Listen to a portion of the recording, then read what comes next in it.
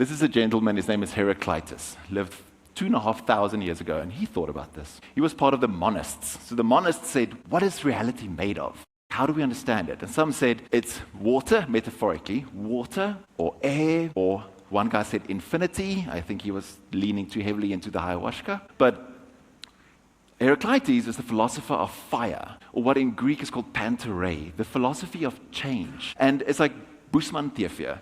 When you watch a fire, you see an image and it immediately is devoured again. But there's only one fire. So there's this tension and this ever-flowing, ever-changing. Heraclitus was the one that said, you can never step in the same river twice because the river changed and you changed. And Pocahontas also said this a little bit later. So his students asked him to explain, what is this thing?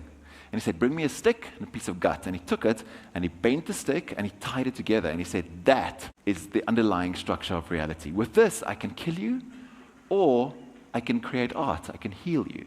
And this, he called and understood as logos. So logos means reason, order, or simply word. It's the underlying thing between the things. And that is what we need to embrace and what we need to think about when we are faced with all these paradoxes. So I brought along a little toy. It's a tuning fork, right? So if you have two instruments, you need to tune them to a third thing. You don't need to balance them out, you need to tune them.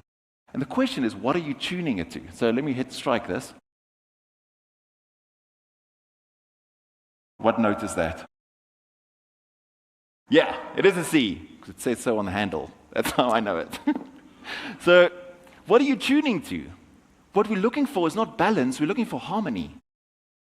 You're not looking to make one thing less and the other thing more. We're looking for some things to start playing together.